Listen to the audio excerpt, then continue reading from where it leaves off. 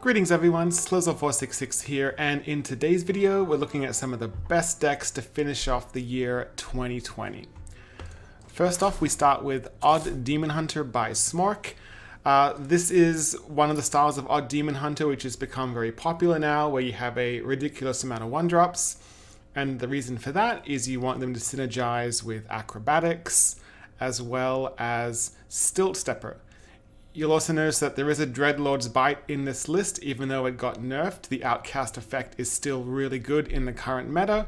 And you'll also see some Glacial Shards in here, and this is a nice tech against Kingsbane Rogue or just decks running big minions. Looking at Druid, only one deck to look at this time. It's Aggro Druid.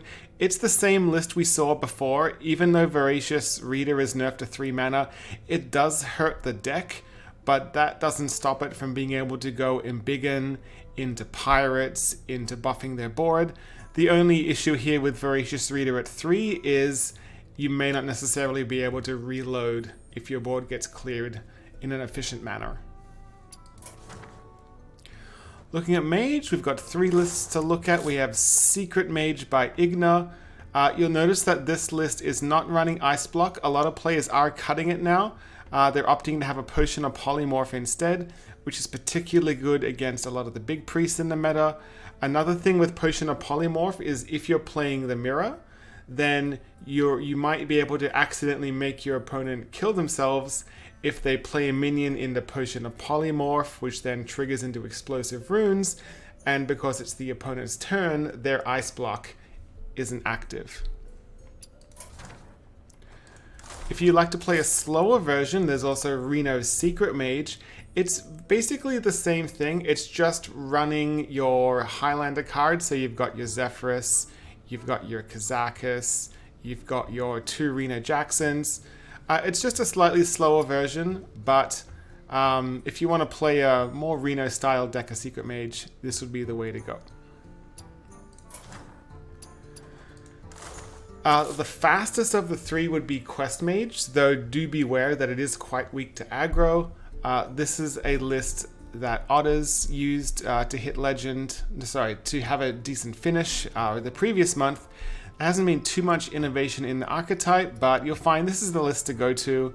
It's got the Evocation in there, it's got an Arcane Intellect, Stargazer Luna for draw, and it's really good against slow decks, but very troublesome against fast decks. Looking at Paladin, sadly only one list. It's Odd Paladin. This is probably the best version you're going to find right now by Mentalistic. You'll see that there's a 1 Oh My Yogg, there is 1 Never Surrender, and the animated broomsticks are pretty insane. They can really help you if for some reason you fall behind on board and you need to catch up. Looking at Priest, we've got Reno Priest. This is a list that Hazer took to rank 1 Legend. Hazer is an excellent player. I'd highly recommend this list. It's probably going to be the list you're going to see until someone else takes number 1 Legend. You'll notice that there are no differences to how Reno Priest was before. Yes, there's a Lawkeeper Polkelt in there at 5 mana. It's still perfectly fine. And so Reno Priest is still very strong, very prevalent in the current wild meta. The other priest deck to look at is Big Priest. So again, this is pretty close to a stock list for Big Priest. You'll see that the minions are Vargoth, Blood of Gahoon, Scrapyard Colossus. That's typically enough. You get them going you can get things going earlier because of palm reading, getting your Shadow Essence out early. Against aggro, you just discover or keep removal and board clears in the early game. Once you get to your essence, it's usually pretty difficult for your opponent to be able to deal with the constant threat of regenerating these taunt minions over and over again. There's also a Master Spell in here, and this Master Spell is a nice tech for the mirror match. Looking at Rogue, the first one is Kingsbane Rogue by Corbett. Now you notice in this list that there are prize plunderers. These are a nice alternatives to saps. They're also pirates. They also just help remove things and just get board control. Very aggressive list, very strong. If you're a fan of Rogue, this would be the best Rogue list to give a spin. If you like a little bit more randomness and fun in your Rogue though, you might want to go with this Odd Rogue list by Jaffa Doodles. It's got the one Beneath the Grounds tech for the Reno decks. It's got the, the slight weapon synergies. So you've got your Deadly Poison, you've got your Volpera Toxin Blade, your cutting class, and it's just all about just getting a big board, getting a decent weapon, not as big as Kingsbane, but enough to finish off your opponent with either your board or a Leroy, or stall them out with Lower Thib. Looking at Shaman, we've got two lists to look at. We have Even Shaman by Oddlore. This list here uses the Catch Mage Custodian to tutor out the Splitting Axe, which is nice. There's also a Wriggling Horror in here, which helps give you, just helps improve your board a bit. It's also nice to place in between totems, which synergizes with your Splitting Axe. And basically you just finish off with a board full of totems and trying to kill your opponent with Totemic Surge. You might synergize with Diligent Note Taker to get an extra Surge or maybe an extra Crackle. And there's always the Stormbringer High Roll to get a ridiculous board, which might be very difficult for your opponent to deal with. The other Shaman list to consider is Big Shaman. Now this isn't as good as Big Priest, but if you want to play a Shaman style of Big, then this would be the way to go. So in this case, you're getting your high roll with your Ancestor's Call and your Muck Morpher. Again, these big decks, they're a little light on the minions because you want to get good quality minions and you don't want to lose to aggro. So that's why you see the double Walking Fountain. Colossus of the Moon, maybe that's not one you want to put in there, but this is one of, there aren't too many big Shaman lists floating around right now. But the Scrapyard Colossus and the Asharj are definitely a must. Looking at Warlock, lots of Warlock to look at if you like playing Warlock. We start off with Ghost Dog's Reno Warlock. Ghost Dog is one of the best players in the format, and so I typically, when I take a Ghost Dog list, I don't really change anything. They're usually pretty good as they are. You've got the Sir Finley Grizzled Wizard combo to deal with Reno Priest, as well as a soft counter to odd and even decks. You've got just, your standard Reno Lock things that we're used to seeing.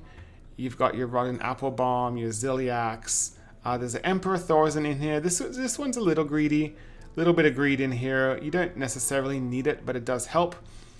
Specifically helping to get maybe your Blood River Gul'dan or N'Zoth out early. But otherwise, just a solid list. If you like playing Reno Lock, this is the way to go. Kind of moving up in speed, a Cube Warlock. It is a control list, but it is a little faster than Reno Lock. This list is all about cheating out the big demons as early as possible, whether it's off your Void Caller or it's off your Skull of the Minari. And then once you've got those big demons out, you want to duplicate them, get extra copies of them with Cube, or you can play your Faceless Manipulator to get extra copies, and then you just play Gul'dans, play N'Zoths, maybe get some extras through your Expired Merchant, and against, once that gets going, it's pretty hard for your opponent to be able to deal with it. Going up again in speed, we've got Discard Warlock by Lasagna. Basically, I like to refer to this as the deck for people that haven't quite mastered Dark Glare. So Dark Glare Warlock is one of the best decks in the meta, and Lasagna also plays that to high legend. But if you want to learn Dark Glare Warlock, learn this deck first. Learn how to play Discard Warlock, and once you've got a feel for this, then you can transition up to Dark Glare Warlock, which has a lot more delicate turns with your Pen Flingers and manipulating your health total to get Flesh Giants and Molten Giants out and such. This is a list by Shanita, which is pretty stock as well. But there's similar lists, Discard and Dark Glare, but Dark Glare is harder to pilot, but more powerful. Discard Warlock still powerful, but a little easier to pilot. And then we round things up with Warrior. We've got Odd Warrior by a player called Simo. This is kind of an interesting list, so you'll notice that you've got Risky Skippers in here for removal. It does run the Soulbound Ash Tongue, Shield Slam, Celeste Darkmoon OTK combo.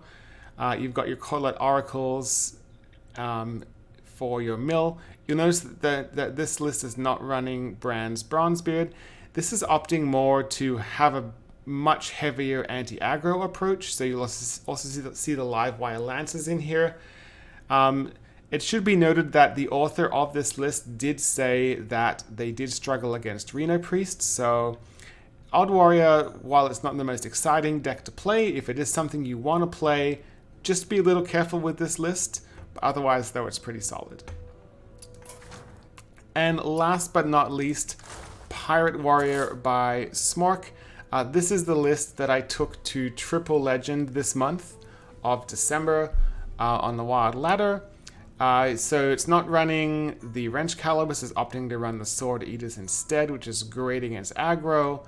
Otherwise, just a solid list, very powerful, and Ferocious Reader at 3 doesn't matter, it's still amazing. So that's all the decks to look at for this video. You'll find all of the deck codes in the description below, and if you'd like to support this channel, you can click the subscribe button, click the notification bell, and until next time, hope to see you again.